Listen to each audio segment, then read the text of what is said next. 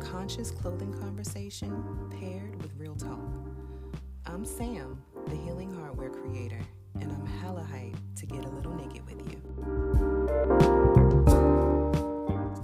I've always heard it's important to manage your time wisely. Be responsible with your time management, yada, yada, yada. But nowhere have I heard anyone talk about the importance of managing your energy. This is literally a new concept and practice that I am learning to develop, and I wanted to share that with you today. So before we get started, of course, we got to start with what I am wearing. I have on a black graphic t-shirt with a quote that says "Life be lifin'," because it does. I have on some gray sweatpants with like a paisley, that bandana style print. I got them from this store called Akira, and they were only like $5, but they're fila, and I like them a lot. I'm wearing a lime kind of mustard green Scully rolled up. My husband calls them an oatmeal. And I have on my healing hardware today, I'm wearing some rose quartz for self-love. So I'm inspired to share this topic because it's something to me that has been largely a part of my process, my practice, and quite frankly, just something that I've implemented so I don't lose my shit in my day-to-days. Because as a somewhat introvert, creative, and the world, I think a lot of folks think that I am an extrovert. And the truth is, nah, nope on a rope. While I have extroverted moments, I am largely an introvert, and I love to stay in my own space, in my own bubble, intimacy. I like a small group situation. Like, I don't need a lot. I don't need the spotlight. It's just, no. But when I feel comfortable around my people, that's when those extrovert tendencies come out. Now, in my day-to-day work, my projects and tasks, they change. They shift because I am an entrepreneur, a party of one, and still actively building my team. I wear a lot of hats. Nothing that is out of the norm, but nonetheless is something that can be somewhat stressful, overwhelming, makes me feel scattered, doing the most and not doing anything at all. So to avoid losing my shit, I had to slow down and really check in with myself. And that looked like really asking myself, what are the things that I enjoy doing? What I don't like to do, and taking inventory so that I can really get some kind of a plan of action together and strategy so that I can manage my business, one, as a party of one, but two, also efficiently and with a little bit more ease so that I can continue to keep the energy going in my space. I don't want my work environment to now feel like something that I have to escape from. So that was super key for me. It's just to be able to slow down and see what kind of strategy or plan of action is needed for me to keep this oiled machine running smoothly. So I'm having a really awesome conversation with my homie from high school. We just reconnected and we were talking life and shit, adulting, all of the things. And we got into this conversation about managing your energy. It stemmed from a conversation that started in motherhood, and I was kind of explaining my experience. I'm also very clear on not trying to sully anybody else's experience in those spaces. So sometimes I refrain from like saying negative shit or things that could be scary or flat out just, oh my God, I don't want to do that anymore. But nonetheless, started talking about motherhood. We get into talking about energy. And one, motherhood requires a lot of energy, let's just say that. But nonetheless, two, just living life as an adult and showing up as your best self requires a lot of fucking energy.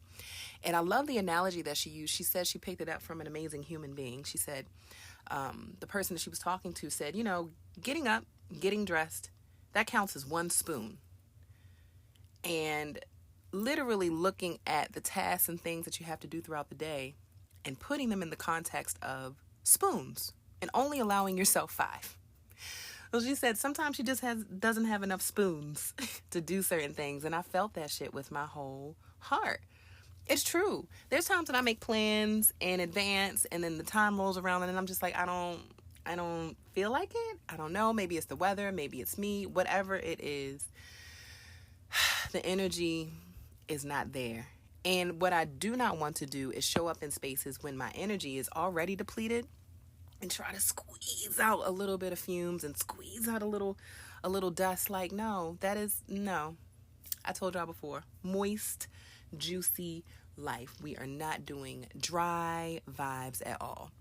So, energy management and being able to assess what is going to energize you and also what might deplete you is super important. So, I felt like I wanted to share a few things that I use, like just some quick bullet points so that you can make the determination of whether or not you have the energy for it and or think forward about how to manage your energy better. So, as an entrepreneur, solopreneur, micro enterprise, massive entity of one and growing, I use different tools from day to day, from moment to moment. The first thing that I do when I wake up in the morning is I tune into how I feel. Before I get on the internet, before I turn on the TV, before I even interact with another human being, I'm literally asking myself, how do I feel today? Outside of all of the other variables that are naturally going to exist in my life. From there, that helps me to create at least an idea for, is this going to be a high impact day? Is this a day where I'm just hitting the ground, I'm running? Or is this, I'm slow, one foot in front of the other, we putting along. We're just going to grit through the day. We're going to get through it. But that level of just awareness and acknowledgement of how you're truly feeling, for me, is paramount into making sure that I am not faking anybody's funk. The second thing I do after I tune into how I feel is I assess my day. I look at the calendar. I see how many people I have to connect with. If I have to people a lot, that's a lot of energy there. So also being clear about when I'm planning meetings and so forth, just looking at my calendar as well to assess if I'm going to have the capacity to meet for 3 hours meetings back to back to back. Because contrary to a lot of other beliefs, mainly those weak-ass corporate infrastructures that were built on white supremacy tactics, working like a dog and working your fingers to the bone, to me, that's not my culture anymore. It really isn't. I have seen the light, y'all. I have seen that there is absolutely a way to manage your energy, to work, but to have ease in your process. And while it doesn't feel like the easiest thing to discover, once you understand your work styles, the best opportunities for you to be productive, like literally checking in and making note and paying attention to you, that all matters in the grand scheme of your success. So for me, assessing my day, seeing how many meetings I'm going to, how much I have to people, super important to making sure that I maintain good energy throughout.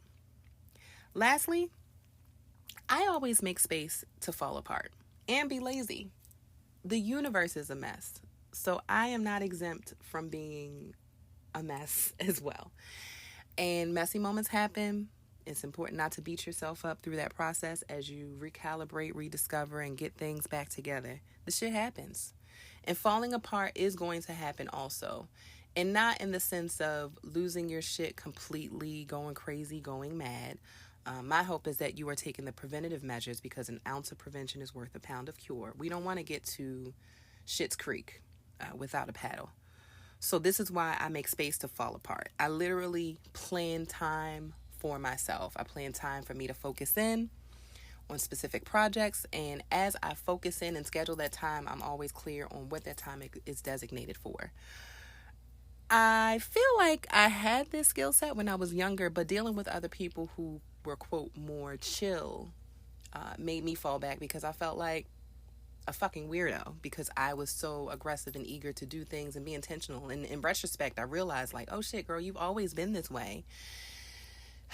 You were just around people who weren't that same way and somehow got bamboozled out into your intrinsic way of being. But nevermore.